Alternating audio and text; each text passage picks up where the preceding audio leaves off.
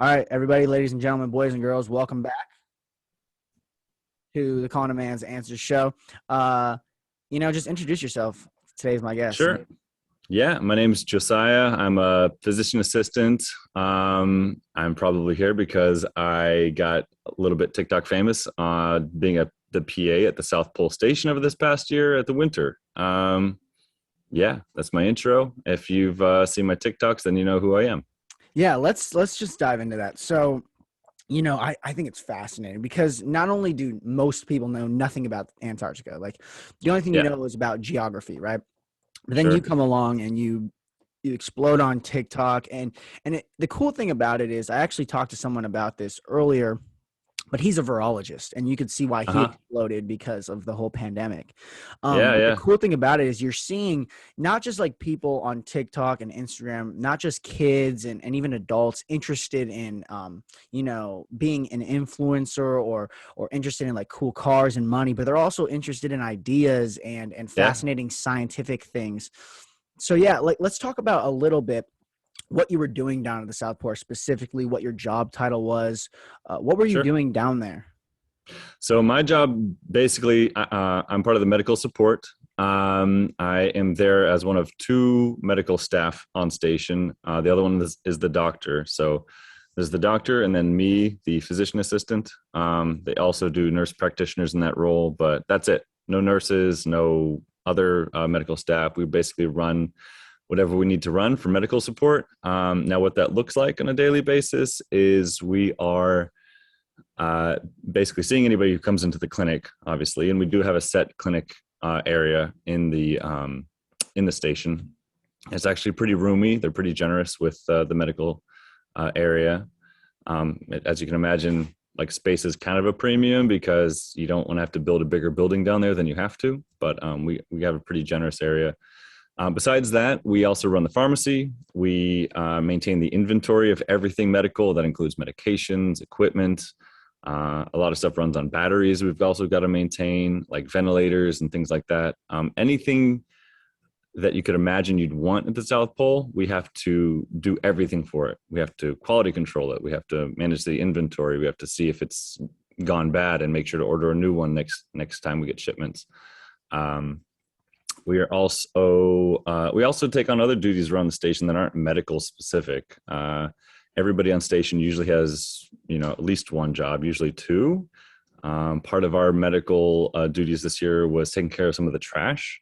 So we would take the trash out, sort it, and that's kind of an involved process that you can also see on my TikTok. It's not just you throw the bag out the door. It's you got to take it downstairs through the cold and sort it all in the underground area. There's a lot of sitting around and waiting for something bad to happen, and luckily nothing real bad ever happened this year, which we're happy about, because something bad happening down there medically is kind of an issue because you're so far away from any hospitals, any legit hospital. The closest legitimate hospital to the South Pole Station is probably about 3,000 miles away. So you're kind of on your own. But a lot of it is what we refer to as kind of like lighthouse keeping, where you're just there trying to maintain everybody's health the best way possible, and so they can do their jobs, which the main point of the station down there is for science. And so there's a few scientists down there, and the rest of us are support personnel just to make sure they can do their job. Yeah, that's a very important job, especially down there. A couple of things I was thinking about when you were speaking about your role. One being, I saw on your TikTok the airplane, and there was things on the bottom of the wheels. Specifically, how did you get there? Like, what Yeah, did the travel look like? What did the landing specifically look like, and the takeoff from the base you were stationed at? sure. So if you want a whole overview of how I got to the South Pole, I did a little video even before I left on the entire trip, getting from my house here in Florida to the actual South Pole Station. And you've got to go, you got to leave from LA, go through New Zealand, and then you get to the coast of Antarctica and McMurdo Station, and then you actually finally get to the South Pole. The aircraft you're taking are all turbojets. That's our turboprops. Sorry. and mostly military planes. So to get to McMurdo Station on the coast, you generally take either a Hercules C-130 or a C-17. That's actually a jet plane. Both of those are military planes crewed by the Air National Guard. Generally, they use skis. During the winter, when the snow is hard enough, they can use wheels at McMurdo Station. However, everything going to South Pole from McMurdo Station, which is a distance of about 800 miles, it uses skis. So the South Pole runway never is prepped for wheels. So everything is skis. And to get to the South Pole Station, you're using either Hercules C-130. That's the biggest plane that ever lands there. More commonly, there are smaller airplanes. Sorry if you can hear that airplane in the air right now. Hopefully not flying right over my house. Very slightly, not really. Okay, good. There are Basler's, Basler BT-60, I think.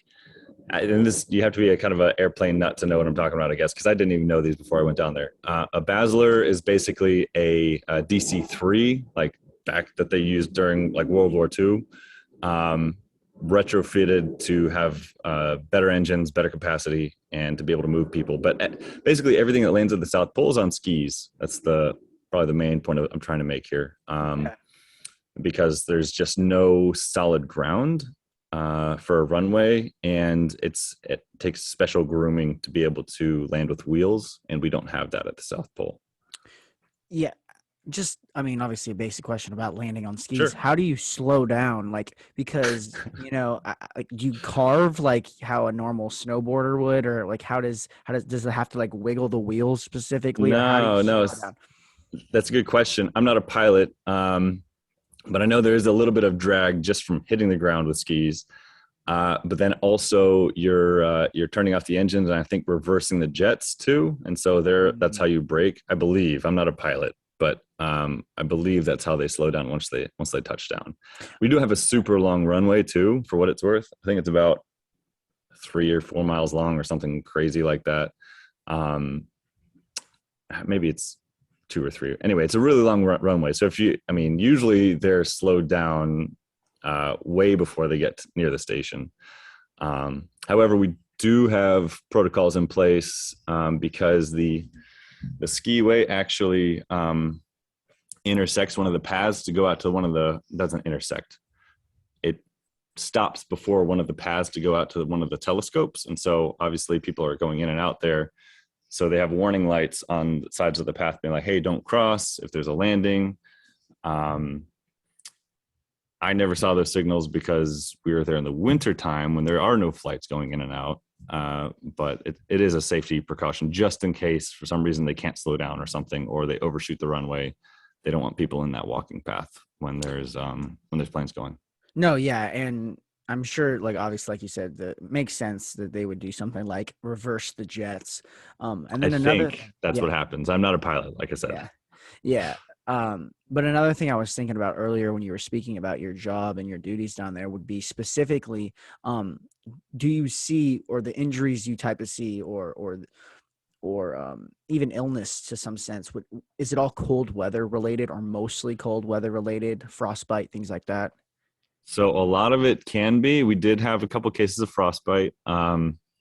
Usually people bundle up really, really well because we're obviously very aware of how cold it is outside. So we take pretty good precautions. We did have a few cases of frostbite. I don't know if it's most of the cases we have. I think most of the cases we have are just like everyday things that people have just by being alive. You get some allergies one day, which is funny because there's nothing really down there to be allergic to except in the greenhouse. I never had a problem except when they were like cutting stuff up or harvesting stuff or ripping plants out of the greenhouse. For some reason, I think it got into the air vents and just made my nose run like crazy. But anyway, there are some frostbite. We never had like a legit hypothermia case. If people come in, they're cold, they just warm up. It's fine. But mostly it's regular, just people problems. We had somebody who broke their toe, somebody who chipped a tooth, like nothing super serious. Mm-hmm. But yeah. I think that about answers that. No, it does, yeah. And it's fascinating because I can't even imagine or can't even fathom living somewhere for a extended period of time with no natural light, no sunlight. And you did it Yeah. for that I think 6 months on your page. Yep. Just go into depth about what that's like day to day, never seeing natural light.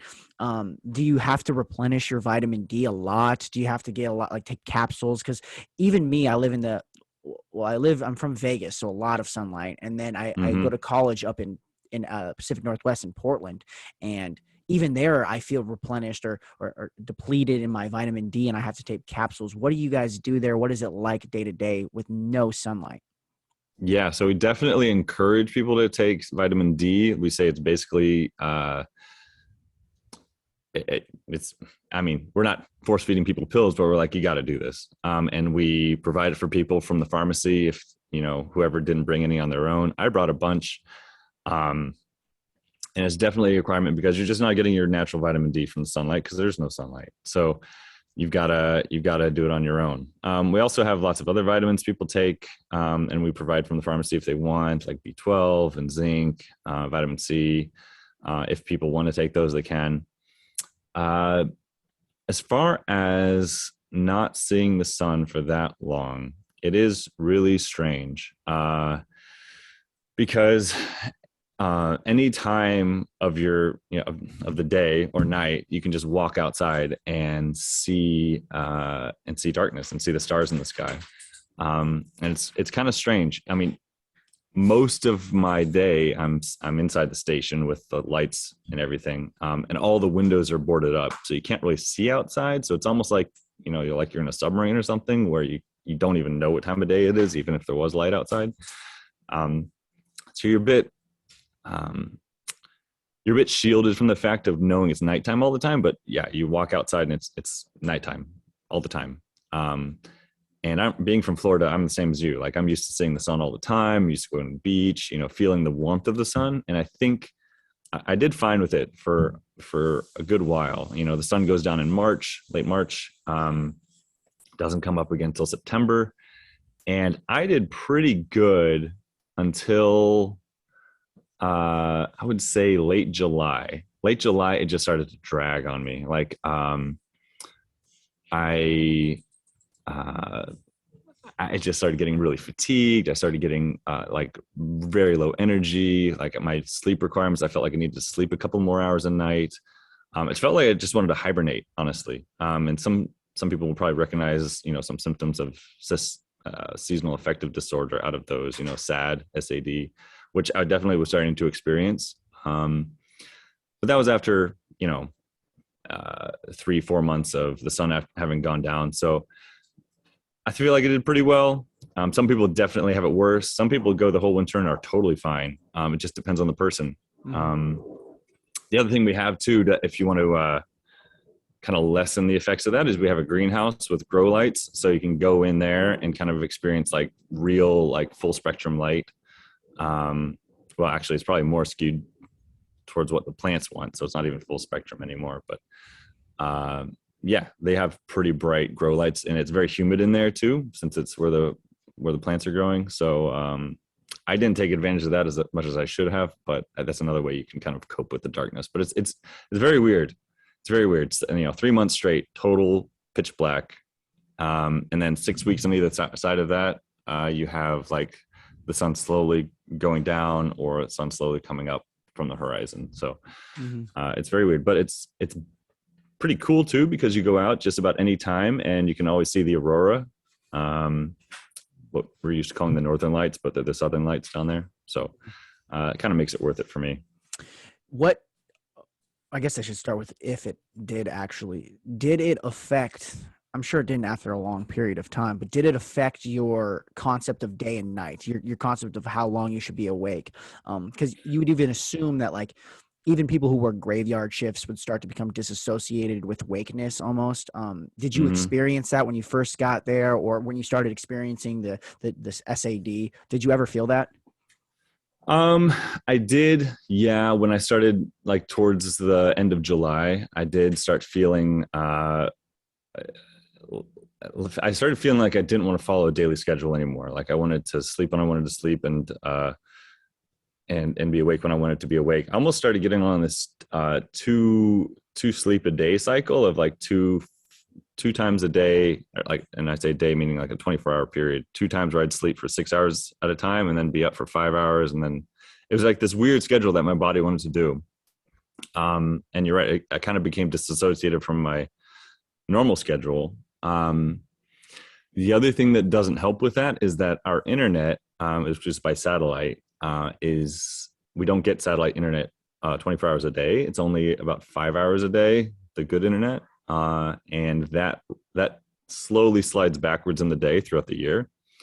So about that time of the year, late July, and like August, it's starting to be pretty early in the morning. It's like from like 1 a.m. to 6 a.m.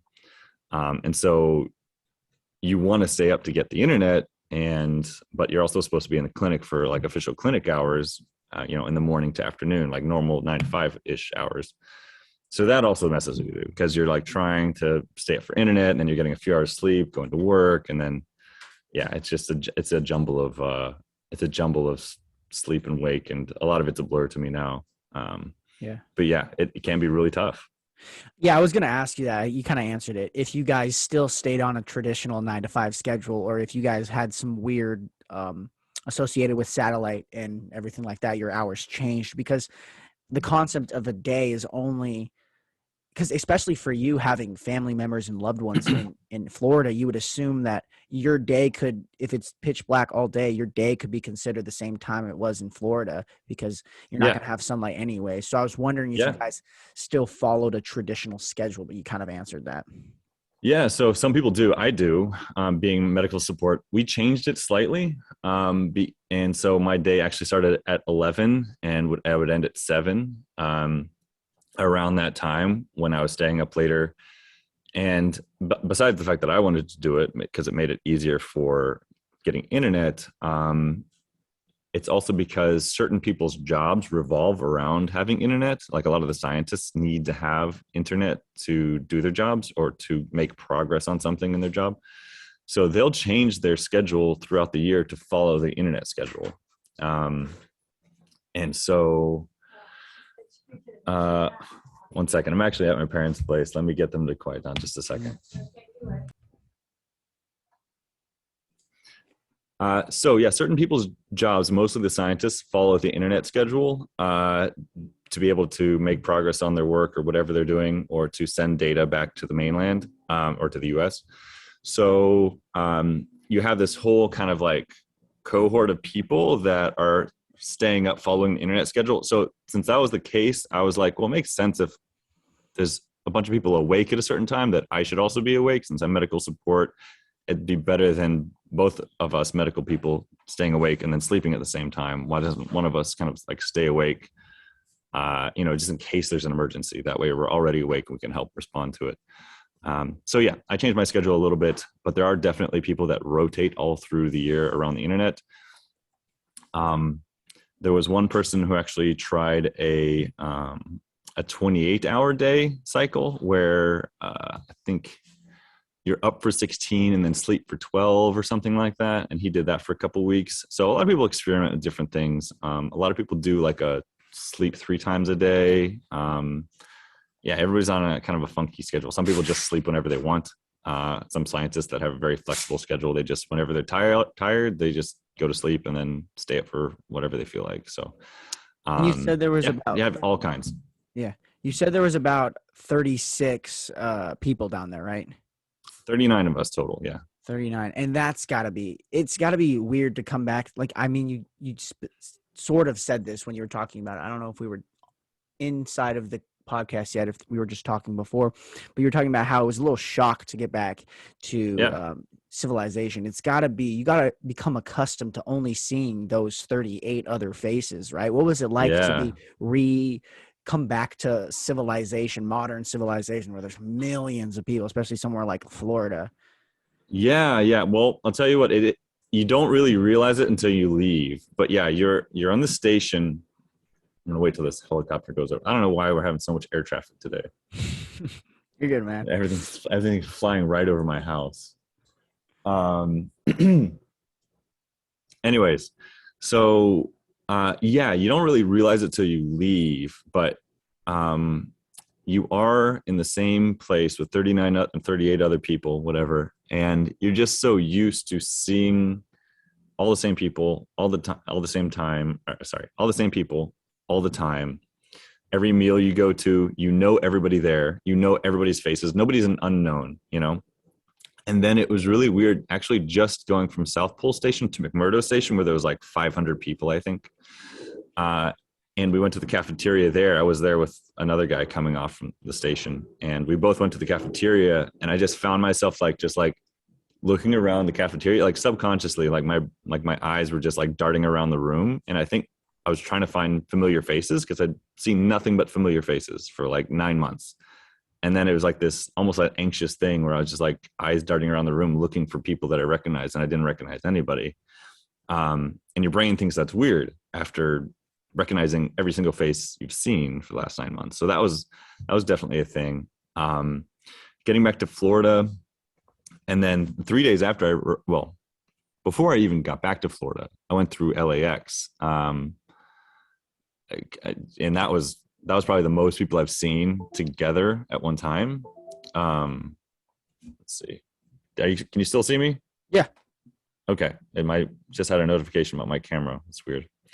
Yeah, I went through LAX, and that was like so many people all in one place. And that was a little, I don't know if it was anxiety or just like, whoa, like I had to take a step back and like take it all in for a second.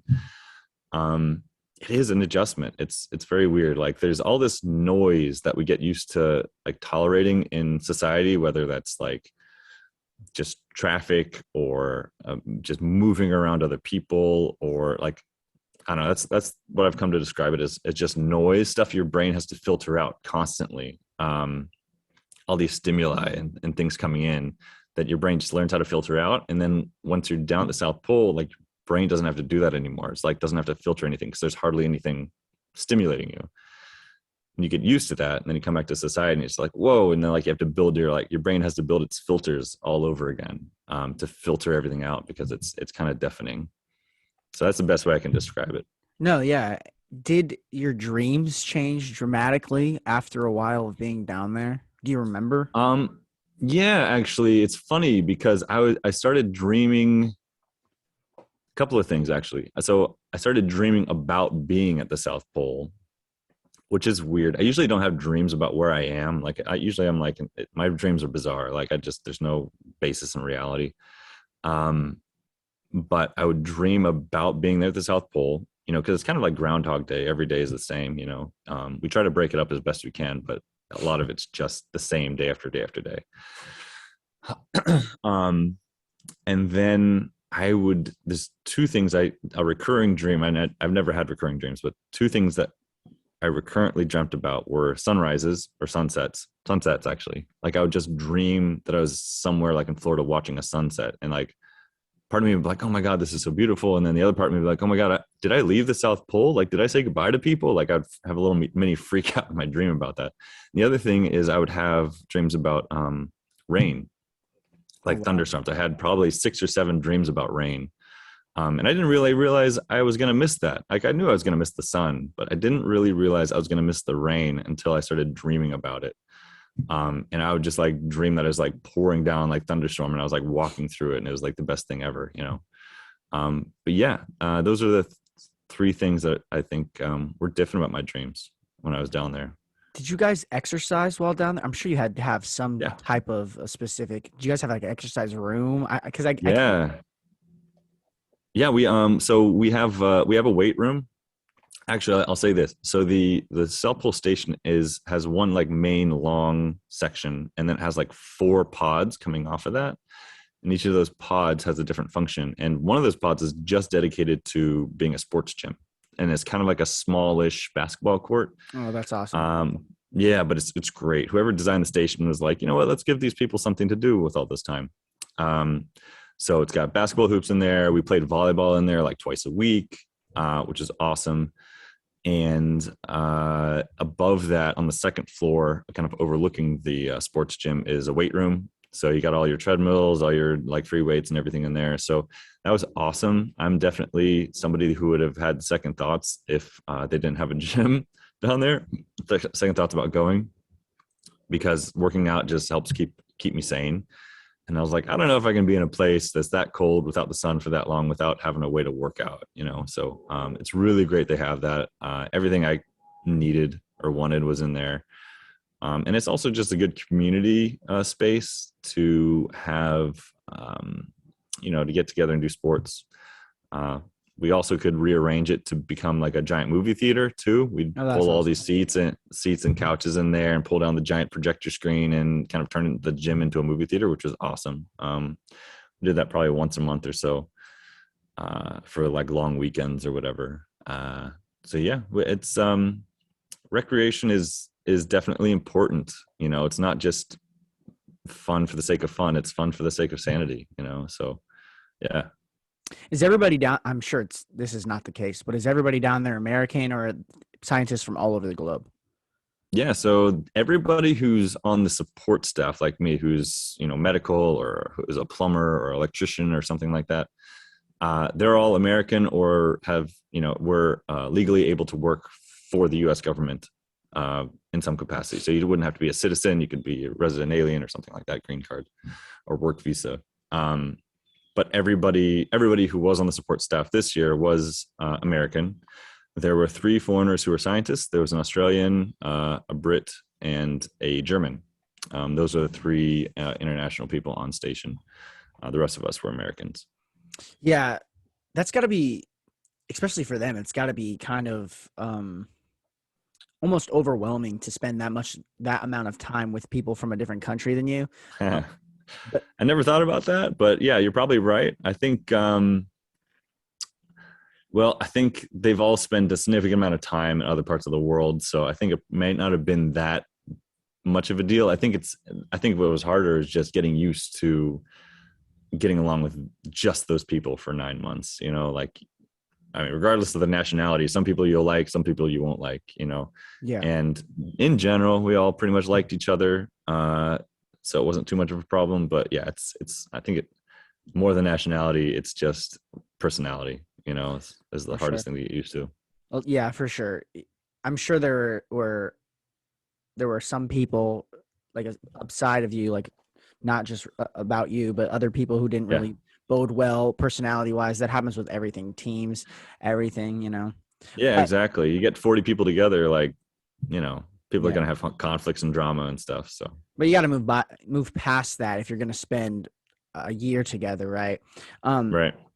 how did you guys get your food? Did your greenhouse produce vegetables and things like that? But what about protein sources? Things like, did you guys bring them packaged like space people, Yeah. space scientists, astronauts, Yeah. or did you guys have a plane fly in every once in a while with food? How did you guys get your food?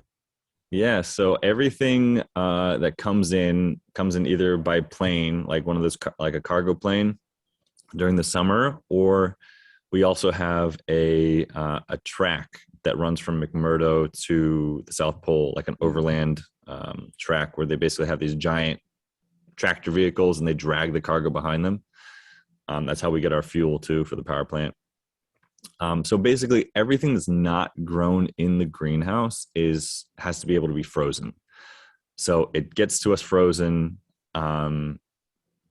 Okay, that's not completely true. During the start of the season, we do get eggs and apples and fresh vegetables and stuff. But once the planes stop during winter, like our supply of those is cut off. So by April, everything we eat either comes out of the greenhouse or is being thawed out from some shipment we received earlier. So that's all our options. Now our chefs were amazing. Like they are top notch. They did the best they could with what they had.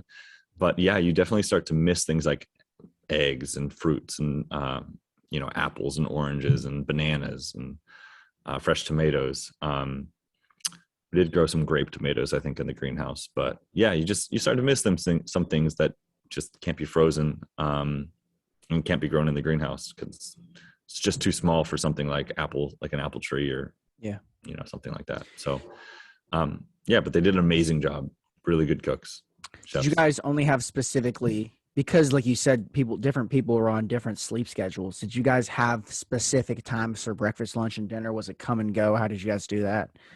Yeah, it was pretty simple. Breakfast was from 6 to 7:30 in the morning. Lunch was from 11:30 to 12:30, and then dinner was 5 to 6:30. So kind of a small window. Everybody's on the same one. There's no like third shift meal or anything like that. They do that at McMurdo because there are a lot of late night shifts people. But at South Pole, those are the times you show up and you get it. It's just all buffet style, like cafeteria or whatever. And they had, I think, a 6-week meal rotation that they went through twice, and then they switched to something new. But very creative, very good chefs. And they also took care of us very well on the days they weren't working. So every Sunday, the kitchen staff have off. They only work 6 days a week. Only 6 days a week. That's actually the standard work week at the South Pole is 6 days. So everybody's on 6 days. For me, it doesn't make as much a difference. I'm on 7 days a week, for what it's worth for medical support. But on the days they had off, they always made sure to cook up leftovers or package up leftovers and make a bunch of sandwiches and make like really great food that they could put in the leftover fridge, and anybody can go get anything from there anytime. And that also takes care of some of the overnight people as well. So they really took care of us. Besides at Murdo, did you ever get to go underneath the ice and see different animals? Or I saw this on your TikTok page, but Yeah. different animals or just ocean life, or did you only get to see that at Murdo? Only at McMurdo. So there's no animal life at the South Pole. It's just too far inland. There's nothing alive there. There's nothing to eat. There's no ecosystem.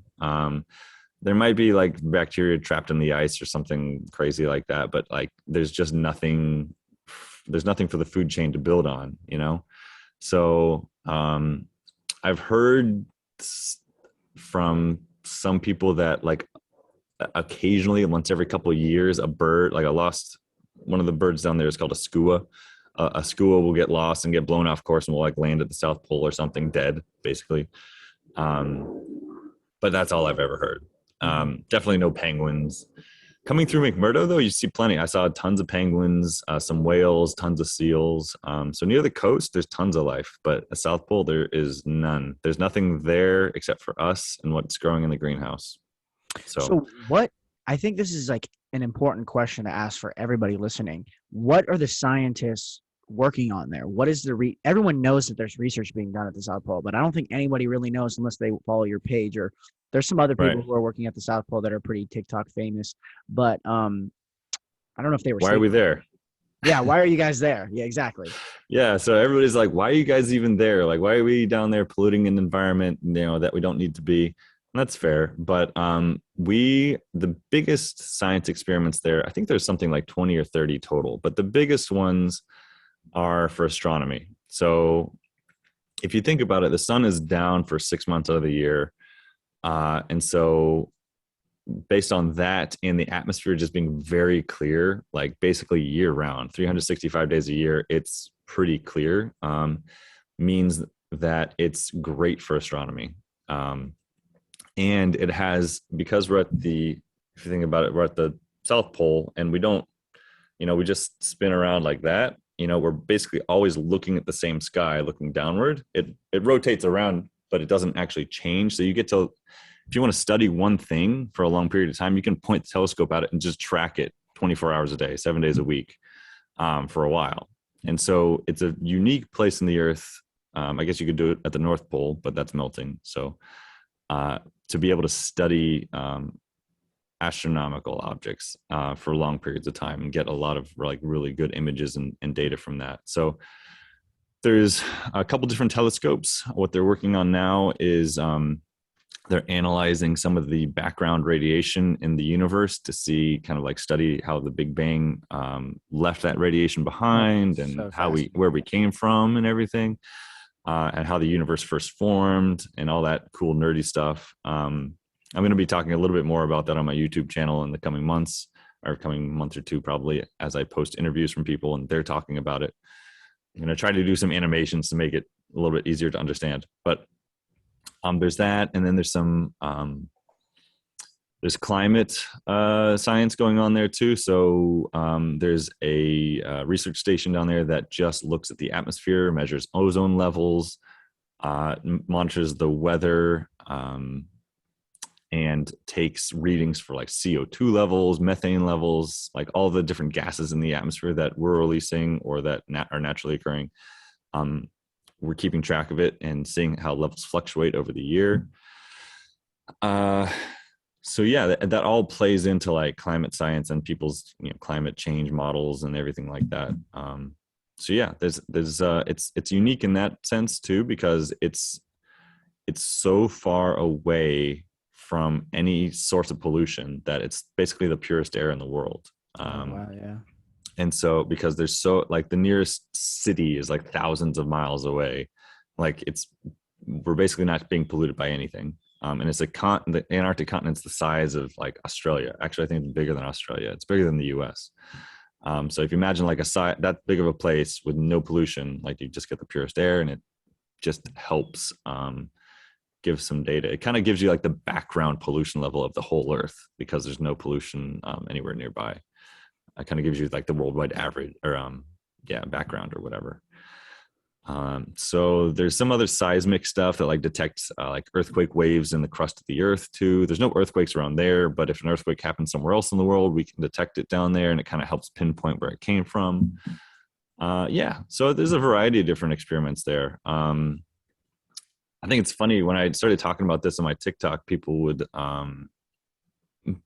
ask like, why are you guys down there? What science are you doing in that place that you couldn't do in a freezer or something like that? And interestingly, we're not doing any experiments about the cold itself. It just happens to be really cold there. So that's a bit of a summary there of what we're doing. No, I was gonna guess that you were doing something about astronomy when you were talking about the telescope. I'm guessing you Yeah. got to look through the telescope. So what is the coolest thing that you got to see while being down there? So I wish it worked like that, but unfortunately, they're radio telescopes or microwave telescopes where you can't really look through it like with your eyeball. It's all like computerized and Yeah, digitized, okay. and you're looking at microwaves. Let's see. Actually, I'm trying to think. No, I never did get to look through it. So they have smaller spotter telescopes that they use to like calibrate the bigger ones, but I never even got to look through those. I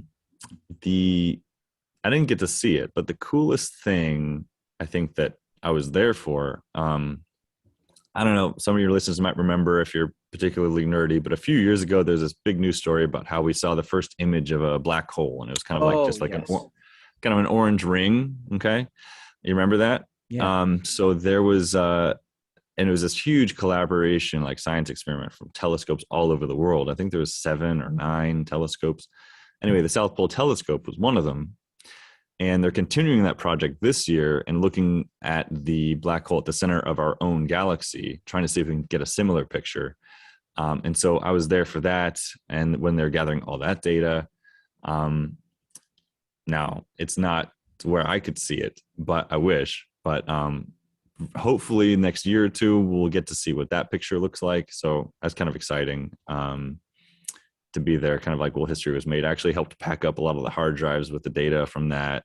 So I was like, this is cool. I'm packing up hard drives with data on it that I'm going to see like a news story about in like 2 years. So that was kind of neat. I don't know. I'm a big nerd though. So Yeah, I am too, dude. And it's cool that I'm sure like being a PA, you get to be around some of the smartest people from the United States, and just to like yeah, pick their man, brains, and because you're there for a year, like you get to sit down with them and have just these long conversations. I'm sure that you learn so much just being associated with these people and everything like that. for sure. I want to talk about the Southern Lights, I guess is what you would call them, Sure. Yeah. and just the experience that you had with it. Like, did you become accustomed to it, or was it always fascinating just to like go out there and feel it almost and see it? Like, how did you feel Yeah. every day with it, seeing it? It was awesome. It was absolutely awesome because the sun starts going down, then all of a sudden you start seeing, you still have the glow of the horizon of the sun on the horizon over here, and then you just see like these green lights dancing in the sky over here. and it's spellbinding. Like, it's just so cool to see. And some of them move really fast. You'll see like a main band, and then you'll see like little ripples like happening in that band that are just like, sometimes they're moving like just like shooting across the sky really fast. um it was really, really cool. I don't know how else to describe it. Like, it was just one of those fascinating things that you can't believe exists, like it sounds like something that would be made up and put in like a sci-fi film or something like that, but it actually really exists, and it's just so neat to see. But you're right, after a while of seeing that every time you go outside, you get a little accustomed to it, like, and so you don't rush outside every time one appears. We had a little webcam actually where we could look at the sky over the station at any time. Anybody with a computer could log in, or phone, and see what it looked like right then. And so, I check on it sometimes. I'm like, there's a little bit of an aurora, but it's not that great. Like you just take it for granted, to where you're not going outside unless it's absolutely spectacular, like super bright and all the colors and everything like that. So you do take it for granted a little bit. But even those times where I saw it and I didn't go out was way better than anything I'd ever seen before. And I'd seen them before in like Iceland and stuff. Mm-hmm. But you take it for granted for a little bit. But every time it's awe inspiring. Like, you see it and you're just like, I can't believe this exists, especially if it was a really still day. People have asked me if I could hear them. I never was able to hear them. Some people say they described like a hissing noise, or almost like a bell or some kind of noise. I never heard that. But if it's just a really still night, and there's no noise whatsoever, and you just see these lights dancing in the sky.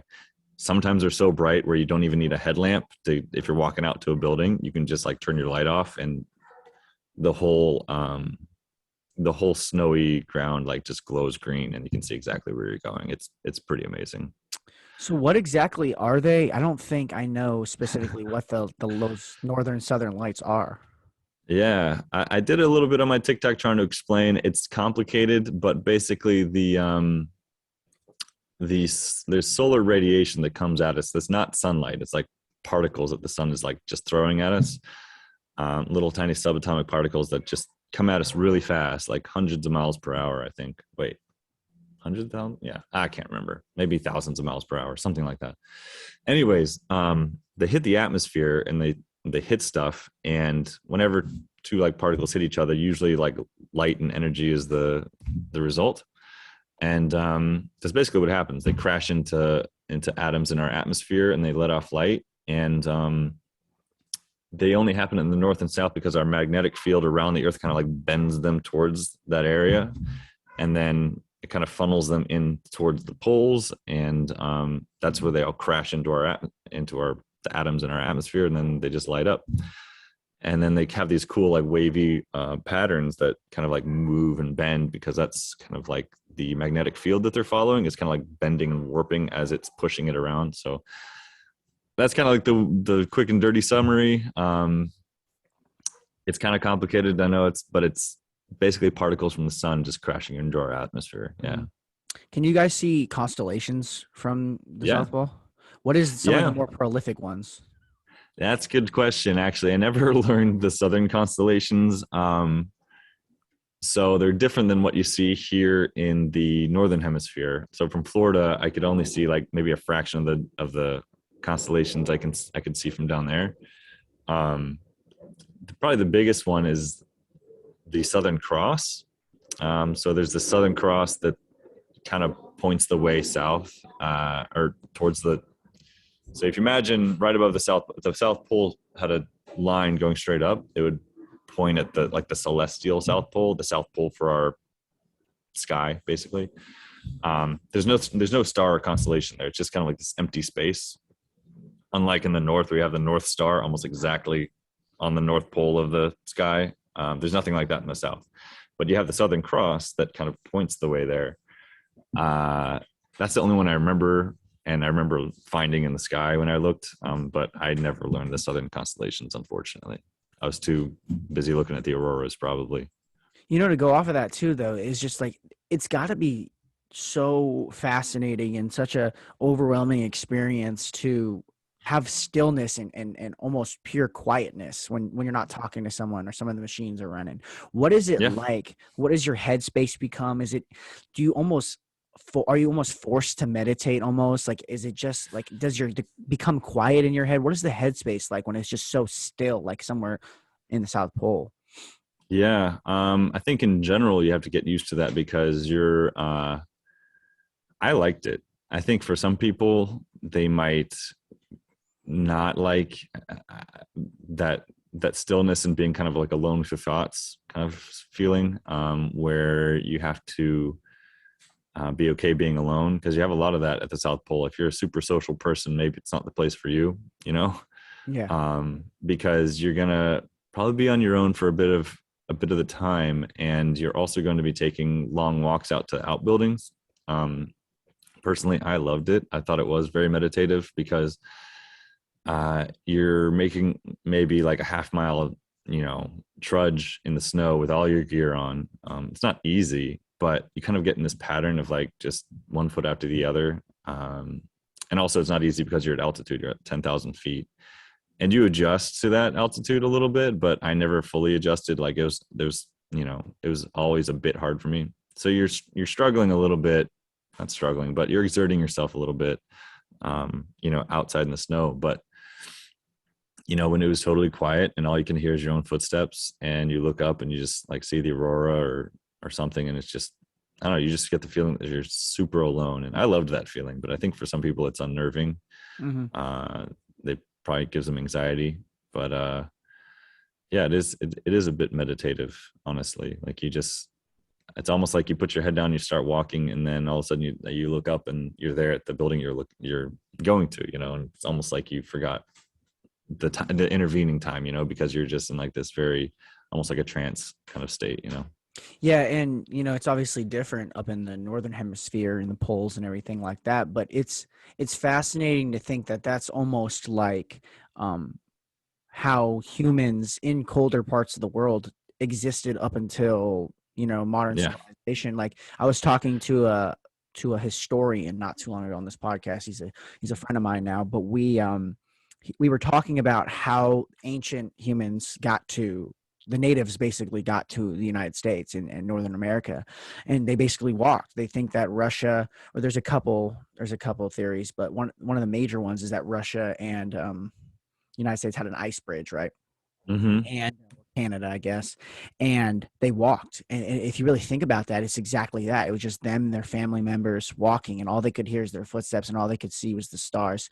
And it's Yeah. fascinating because it's like we don't really know what that is like being a modern human, especially a modern American who lives in the city where you just see millions upon millions of people, and it's got to be Yeah. almost freeing in a sense. It's got to almost like Yeah. open up your soul to the beyond and make you. I don't know if you're like religious or spiritual, but it's got to make you think like that you're a small part in a large picture, right? I think you gotta get that feeling, whether you're spiritual or religious or not. Like you just get the sense that you are tiny and this place you're on is huge. Because I mean, I got that sense just flying into the South Pole. Flying in from McMurdo, you get over the mountains, and then it's just 3 hour, like 2.5, 3 hours of just flying over flat nothing. Like there's nothing. There's just like this icy plateau, uh, and it just extends in all directions for hundreds of miles, thousands of miles in some cases, and there's just nothing there. There's nothing there, and then you see this tiny speck on the horizon, and it gets bigger and bigger and bigger, and then all of a sudden it's the South Pole Station, like in the middle of nowhere. Like there's nothing. If you didn't know it was the South Pole, like there's no landmarks there to tell you it's the South Pole. It's just something we've found and we've defined there. Um, but yeah, you just get the sense of like, and I had it again when I was leaving because you just don't get that aerial view ever, except when you're coming in and going out. But it was just, yeah, you just feel so small. You feel so small in relation to the universe. And I think that's a good thing. I think people should be reminded of that we're just little beings here on this planet. Do you think that, I'm sure you did, but do you think that you benefited from being there in some aspects, maybe mentally, physically, or informationally? Do you think you benefited from something being there that most people will never get to experience? Not physically. I think physically it's hard on your body. Being at altitude, being without the sun. I don't think physically there's any benefit to doing it. Um, maybe socially, you once being in a box with 38 other people, you learn how to manage social situations a little bit better. You learn people a little bit better. I wouldn't go down there just for that. Um, I think the experience of doing it definitely made it worthwhile for me. The auroras, the night sky constantly, the 6 months of night. Um, to me, as a nerd and as astronomy nerd on top of that, was just fascinating. Like I couldn't. You can't have that experience anywhere else in the world. Even at McMurdo Station, 800 miles away, it's not the same. There's only one place on Earth really where you can have that experience, and yeah, I think that was it for me.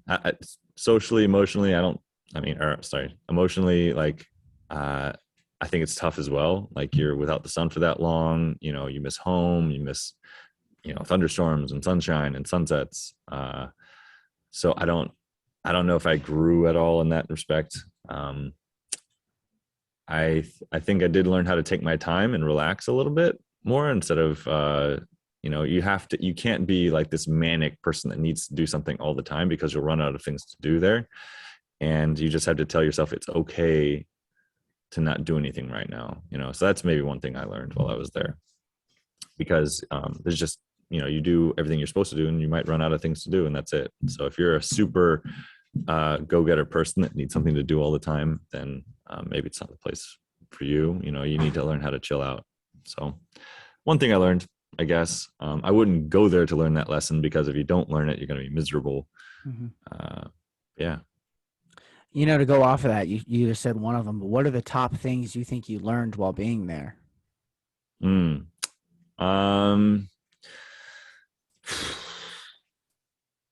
Top things I learned while being there.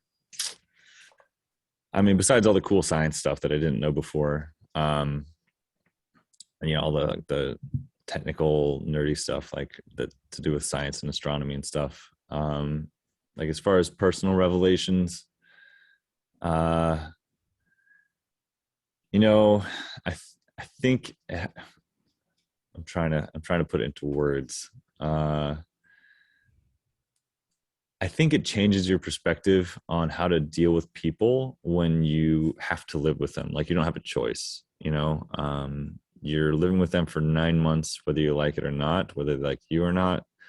And I think we often in society just have the option to not be around somebody. And so that's kind of our last resort. It's like, well, if we can't resolve this, we're just not going to see each other. We're just not going to be around each other. And there, you don't really have that option. Like, yeah, you can just avoid each other all year, but it's just going to be a tension that grows and grows and grows. And so taking away that last resort, I think really teaches you what to do when you don't have that option, which is an option we choose so easily here in society, to just avoid somebody. But when you don't have it, it really stretches you to come up with a solution that's workable for both of you, or you and a group of people, or whatever it is, if that makes any sense. No, it does. Yeah. We were talking about it earlier. When you're forced to be with 40 people, it changes the way you interact, because you can't changes your dynamic 100%. Yeah, for sure. Yeah. And you can't just be like, it's almost like if you play a sport, right, and you're forced to be with teammates, and I'm not going to say football, because even football, there's 150 guys. You can avoid people, especially you're going to be, sure. It's almost like if you're on a basketball team, or you're on like a team with even less players than that, you're forced to coagulate with these people. You're forced to interact. You're forced to have these moments with these people, and it changes your outlook on how you. And it's even crazier for your circumstances, because you lived in such a far out place, whereas like you couldn't even just leave. Like if you leave, it means hypothermia and eventual death. It's like walked out. Exactly. Even if you wanted to, but just to make you interact with these people. Did you ever have any experiences with people where you're like, I don't know if I'm gonna like this guy, and then you ended up really liking them after interacting with them for a while?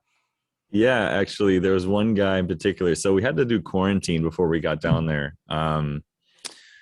And so that meant, 10 days in a hotel in San Francisco and getting COVID tested, and then getting to New Zealand and just staying in a hotel room, for 2 weeks straight, getting tested.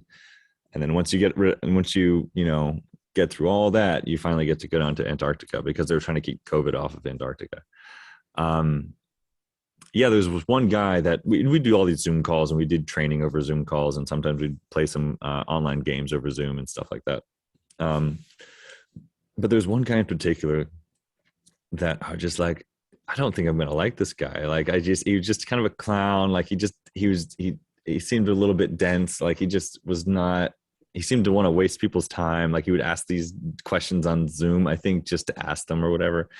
And it's funny because like as soon as I got down to South Pole and actually hung out with him for a little bit, first week or two I felt the same, and then like he just grew on me. Like I loved this guy. Like nowadays, like I would hang out with this guy anytime. Like once I understood where he's coming from and like his personality, and just a genuinely nice person and everything. I was like, yeah, he didn't get on my nerves at all. He was awesome. And then the opposite also happened too. There's some people that I thought that are I'd say a person that I thought I would really get along with from the start, and ended up not. And so it can go both ways. You just obviously you don't really how people say first impressions are the most important ones there, because you don't have an opportunity to get away from people. You get lots of impressions of them. So if they actually grow on you, like the first impression doesn't matter as much, I guess, because you don't have the option to avoid them because your first impression was bad. So yeah, it can go both ways. Your first impression doesn't matter as much. You can end up liking somebody that you didn't think you would at first, and then the opposite can be true as well. So while being there, what was the coolest, most strange, or even just most memorable experience you had? Oh man, there's so many. I think probably for me, the most memorable experience was seeing the first aurora of the season. The sun had just gone down. This was like maybe March 30th or something like that. And I don't know, for some reason, like, so my dream was to get to the Antarctica someday. I never even dreamed I would get to the South Pole. And that just opened right up for me. And I was on cloud nine about it. But like part of me didn't ever really believe it was going to happen, or felt like something was going to go wrong to ruin it. Like I didn't ever want to get my hopes up about it. And for some reason, I had kind of guarded myself against getting my hopes up so much that I didn't really sink in that I was there and that I was going to be there for the next 8 months where I've dreamed up being, until I saw that first aurora as the sun was going down. And it just kind of like hit me all at once. It's like, you're here, you're stuck here, whether you like it or not. But I was, it just finally dawned on me that like, this is your life for the next 9 months. And it's what you've wanted since, you're a little kid. And so seeing the aurora, that sinking in, it was just a powerful experience, I think. There's lots of little physical phenomena that happened while I was there too, like the mirage, the Fata Morgana, which you can see on my TikTok, which was just like really cool. Just the 2 weeks of like the sunrise, the sun getting stronger and stronger, or sunset, where it's just like this orange purple glow on everything. It was just some of those like beautiful scenery I've ever seen. Even though it's just everything's flat and white, it's just the lighting is just mind blowing. I think I'd actually go with the first aurora thing though. That was probably my number one most like powerful experience while I was down there. No, yeah, I can't even imagine. Well, not only you're one of the few people who gets the opportunity to visit all 7 continents, right? Yeah. Most people can just go to 6, and that's even stretching it. So, Yeah. I can't imagine. I will never be able to imagine unless I get to experience what it was like for you to be there, be like, all right, I'm going to be alone with these 40 people or these 38 people, and just experiencing that first aurora. Was that the first time you've seen something like the Northern or Southern Lights? I'd seen it before in Iceland, a pretty good one in Iceland a few years ago, but just like 3 or 4 times in that one trip. I got really lucky that trip too. But these were something else. Like these looked a little different, and just as the winter went on, became stronger and stronger. Um, but yeah, even that, it was like I had never seen it before. Honestly, like the way it struck me. Um, yeah. Speaking of the continents, I still have to make it to Africa, so I haven't even made it to Africa yet. But I think that's the last one I gotta check off my list if we're counting continents. But Hmm. yeah, Yeah. So besides Antarctica, where else, you said Iceland? I know you've been to New Zealand. I've seen things about it. Where have you been in right. Asia? Where have you been in? I think in South Yeah, America. yeah. I did a whole tour of South America. I started in Colombia and just worked my way south to Bolivia. And separate trip, I did Chile. I've done Vietnam, Thailand, Cambodia, Iceland, Italy. I've really skipped a lot of Europe because it's just expensive, and I'm more into like natural landscapes and like cool things about the earth, not so much like man-made stuff. I mean, I'll come around and do it eventually, but in Australia a while back, Bali, Indonesia, yeah, kind of all over. I've tried to document as much as I can on my YouTube. Yeah. Some really, and I'm always attracted to the physical phenomena of stuff. Like in Vietnam, me and some buddies did like a motorcycle trip from like the very south to the very north, which was a lot of fun. Highly recommend it. Um, but one of the highlight of the trip for me was taking a tour of the largest cave in the world, which is there in Vietnam. And it's like an expedition. You take like 5 days to get through it all and whatever. And it's really, really cool. Some of the coolest sights I've ever seen.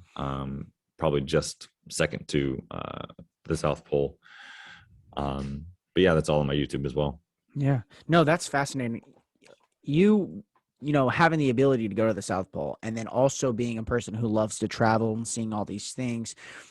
I'm Hmm. glad you're documenting it because, that's a lot of people's dreams. You're living Yeah, some like a yeah, lot of people's dreams, and a lot of those scientists, I'm sure they're just like, I'm gonna go to the South Pole and then I'm gonna go home and continue to do science and I'm not gonna travel ever. yeah.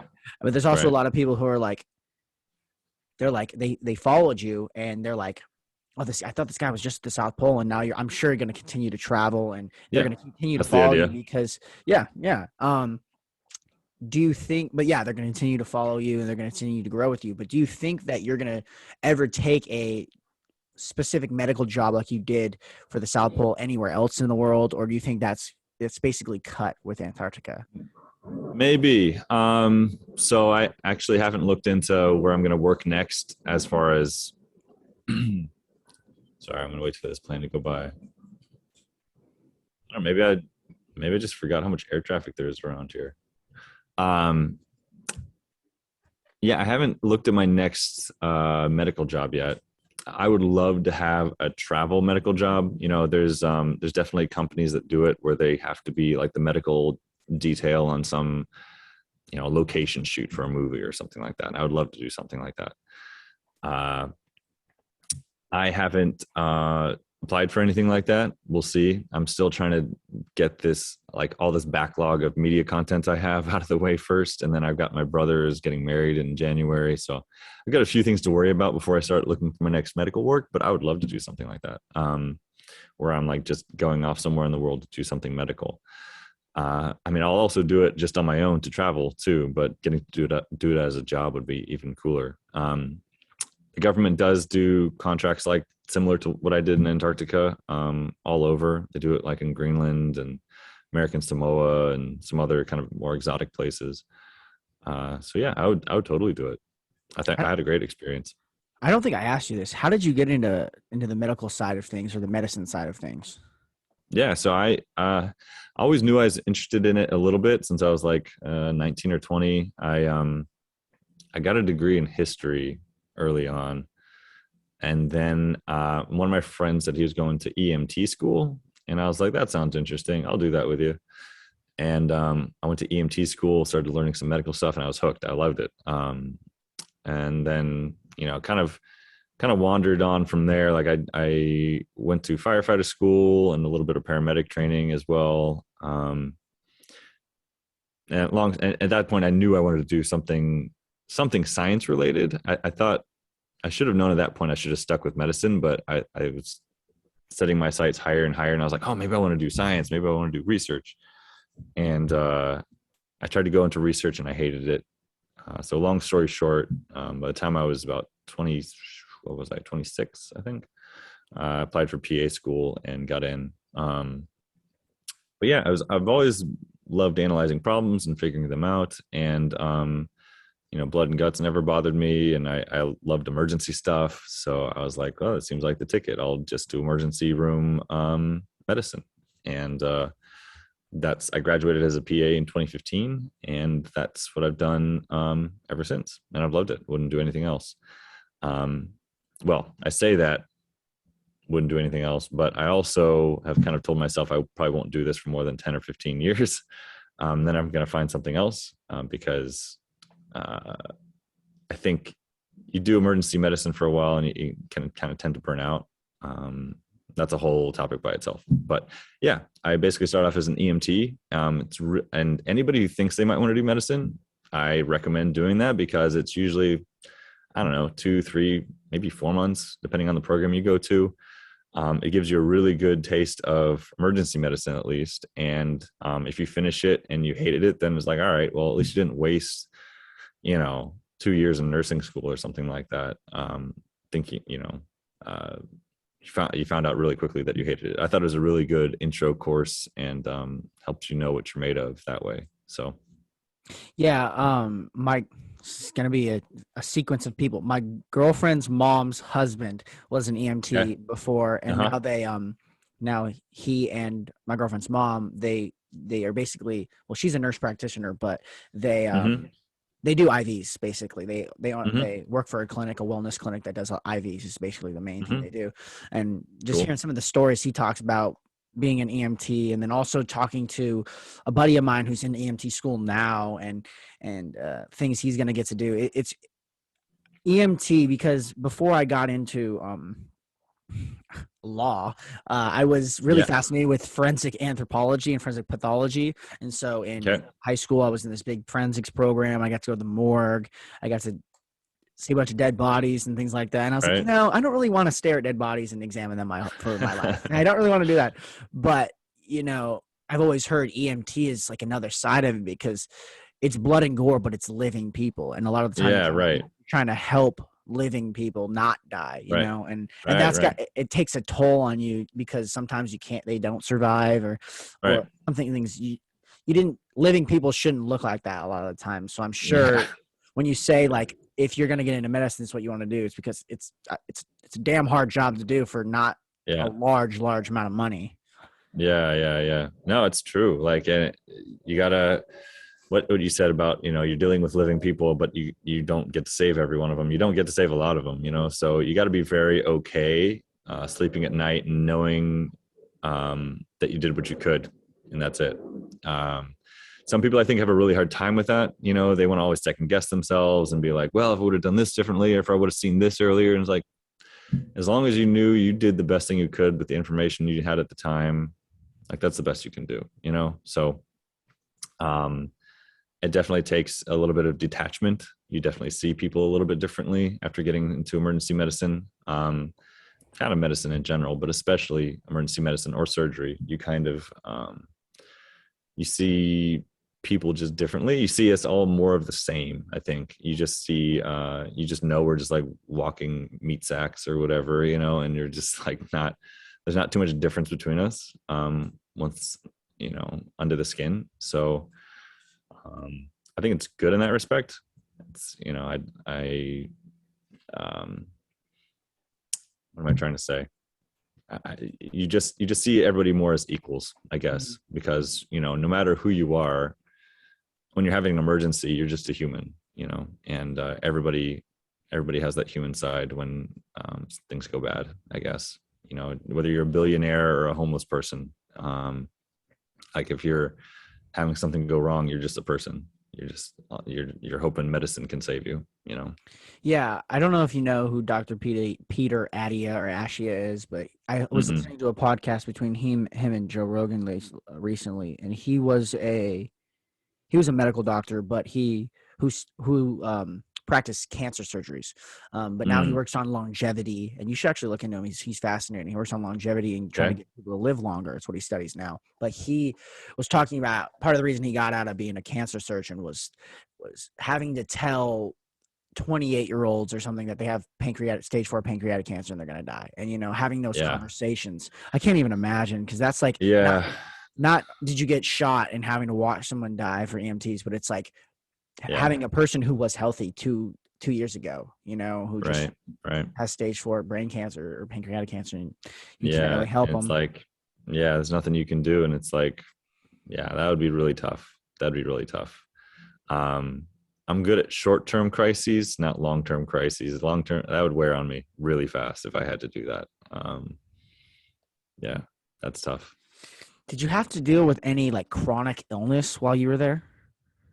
No, actually, everybody, so especially since COVID, but just in general, everybody goes through this really rigorous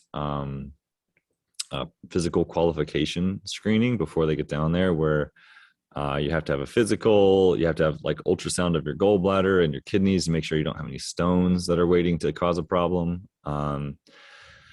You can't have anything too serious going on. Anything that's going to make you more at risk of being a bad COVID case is probably going to disqualify you. Like if you're, immunocompromised or something like that, like you have a bad immune system, then you probably won't be able to get down there, at least to the South Pole, maybe to McMurdo. So everybody's at pretty good health. Now you can go down there with high blood pressure, you can go down there with high blood sugar, like stuff like that. That's not a big deal. So we would get people that would run out of their blood pressure medications, and we'd have to restock them from the pharmacy. And we had a really great pharmacy there that the doctor and I ran, which we could help people like that.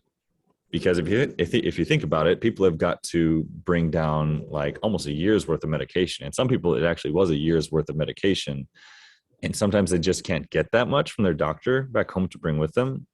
Other times they can't get that much through customs in New Zealand, because we still have to go through New Zealand to get to the South Pole. So people would just run out of their daily, everyday medication, whether it's for a heart condition or high blood pressure or blood sugar or something like that. And we could definitely help them out with that.